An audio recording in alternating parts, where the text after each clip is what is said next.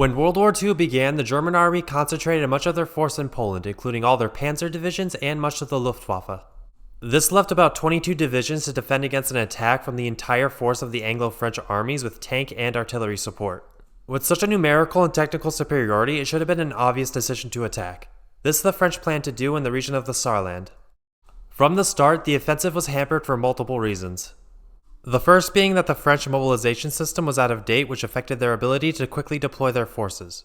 In addition, French military thinking was stuck in 1918, relying more on static defenses and heavy artillery, many of which had to be taken out of storage.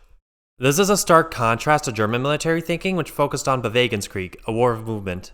The French did have one advantage, other than the material one: the Saarland itself. After World War I, the Saarland was occupied by the French until 1935, before it was given back to Germany, so the French knew the area very well. The French planned to deploy 40 of their divisions with 400 tanks and 4,700 artillery pieces under the command of Generals Maurice Gamelin and André Gaston Prutelet. The Germans, for their part, only had the 22 divisions with 100 artillery pieces, and those men were likely not their best troops. These were under the command of General Erwin von Witzleben. The Germans also had no tanks, and 90% of their air force was committed to Poland, but the Allies did not know this. Lacking this information and fearing retaliatory strikes, the Allies did not resort to the bombing of German cities. On the 7th of September 1939, the French offensive into Germany began. Initially starting with reconnaissance units, it was quickly followed up by infantry. On a 32-kilometer front, the French advanced with 11 divisions toward the city of Saarbrücken. German opposition was weak, and their anti-tank guns were ineffective against the French Char B-1 tanks. The French did lose 4 Renault R-35 tanks to the heavily laid minefields. But even with this advantage, the fear of German panzers prevented them from going forward, even though, as mentioned before, there were no panzers in the area. By the 9th, the French had taken most of the Warnt force, but the Germans were not completely passive. At the village of Apach, the Germans organized a local counterattack, retaking it. Further French gains were made on the 12th, taking another German town for the loss of 9 men. The French cautiousness as they advanced was almost comical. In one village, they were held up for an entire day because of a single German machine gun. The furthest penetration was about 5 miles, stopping just short of Germany's Siegfried Line. The French bombarded the line with artillery, but their largest caliber was 155 millimeters, which was not enough to even dent the concrete bunkers, let alone destroy them. Meanwhile, French and British representatives met and concluded that Poland would fall, even though the Polish army was still fighting. The Allies decided to hold all offensive operations. However, the Poles were only informed that an offensive was only delayed until mid-September. What instead happened was General Maurice Gamelin ordered a withdrawal to the Maginot Line defenses, and the full 40-division assault never materialized. There were generals like Henri Giraud who viewed this withdrawal as a wasted opportunity. As the French withdrawal was taking place, the Germans launched a counterattack on the 28th of September, which was repelled.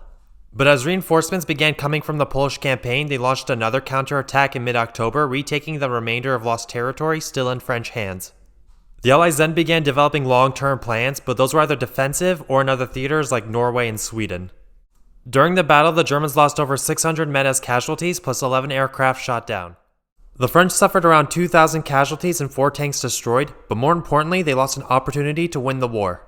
The French essentially just walked into Saarland, virtually unopposed, only facing light resistance. They had beaten off counterattacks, showing that they could take on the German army, and their armor proved it could withstand the fire of German guns.